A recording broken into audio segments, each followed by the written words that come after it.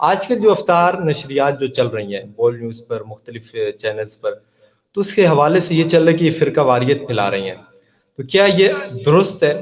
اگر درست ہے تو کیا اس پر پابندی ہونی چاہیے؟ دیکھیے جناب، اگر صحابہ کی بات کرنا فرقہ واریت ہے، میں حیران ہوں کہ یہ فرقہ واریت اس وقت نہیں پھیلتی جب یہ لوگ امیر معاویہ رضی اللہ عنہ پہ تبرہ کرتے ہیں، جب یہ کہتے ہیں کہ تبرہ کرنا واجب ہے، ہم تبرہ سے جو ہے تبرہ سے ہم فارغ نہیں ہو سکتے، تبرہ تو ہم نے کرنا ہی کرنا. یہ فرقہ واریت اس وقت نہیں پھیلتی جب امی عائشہ رضی اللہ عنہ کی شان میں اشارتاً کے نواتاً نیشنل میڈیا پہ اور صراحتاً یوٹیوب وغیرہ پہ بیٹھ کے بات کرتے ہیں. شہنشاہ نقوی کی ویڈیوز موجود ہیں، وہ کالی چرن جو ہے ناظر عباس، اس کی ویڈیوز موجود ہیں جو اداروں کو انگلی کر کے کہتا ہے کہ ہاں ہم نے وائلیشن کی، ہاں ہم جلوس نکالیں گے، کہ رسم کے لیے وہ لوگ. اس وقت فرقہ واریت نہیں پھیلتی.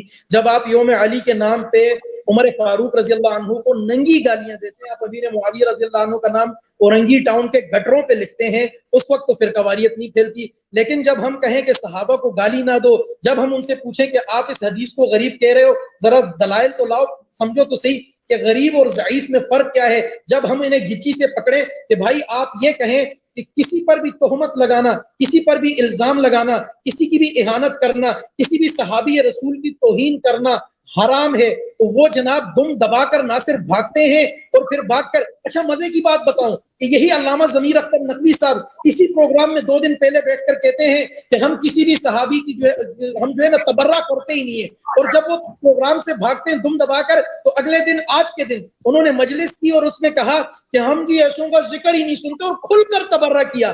تو آپ سے جب دلائل مانگے جائیں آپ بھاگ جاتے ہیں. میں نے 6 زبانوں میں مناظرے کا چیلنج دیا کہ تمہاری کتابوں سے تمہارا کفر ثابت کرتا ہوں، آپ بھاگ جاتے ہیں. جب میں یہ کہتا ہوں کہ ابو بکر، عمر اور عثمان کے نام، تو حضرت علی رضی اللہ عنہ نے ان ناموں پہ اپنے بیٹوں کے نام رکھے. اس کا جواب 11 کتابوں سے، 11 اہل تشیع کی کتابوں سے ہم لا رہے ہیں. اس کا جواب تو یہ اپنی کتابیں. جب تم ان کا نام نہیں لیتے، مولا علی تو ان کے نام پہ اپنے بچوں کے نام رکھ رہے، ان کی تو اتنی محبت تھی. تو آپ مجھے یہ بتائیں، ہمارے یہ کہنے سے کہ گالی نہ دو فرقہ واریت پھیلتی ہے، اور ان کے گالیاں دینے سے فرقہ واریت نہیں پھیلتی، اس کا مطلب یہ ہوا کہ دال میں کہیں کچھ نہ کچھ کالا ہے. یہ دوغلی پالیسی دو رنگی ہو رہی ہے. فرقہ واریت کا مسئلہ نہیں ہے. ایک ملک دشمن ایجنسی کے، ایک ملک ہمارا ایک پڑوسی زہریلا سانپ ہمارے ملک میں ایک دہشت گردی جو لا رہا ہے، اسے پروموٹ کیا جا رہا ہے، اور ہمارے ملک کو ایرانی کالونی بنا کے خمینی نظریات کی طرف ہمارے ملک کو لے جایا جا رہا ہے. ٹھیک ہے، بہت شکریہ آفتاب بھائی، آپ کا بہت مشکور ہوں. آپ نے آج کے وقت میں ہمیں بہت اچھی باتیں اور بہت واضح باتیں جو ہے آپ نے کی، آپ کا بہت مشکور ہوں. میں آخری بات کرنا چاہوں گا اپنے تمام سامعین کو، جو احباب کام کرنا چاہتے ہیں، آفتاب نذیر خاموش ہو جاتا ہے، لکھ کر رکھ لیں، میں عدالت میں لکھ کے دے دیتا ہوں، کہیں بھی لکھ کے دے دیتا ہوں.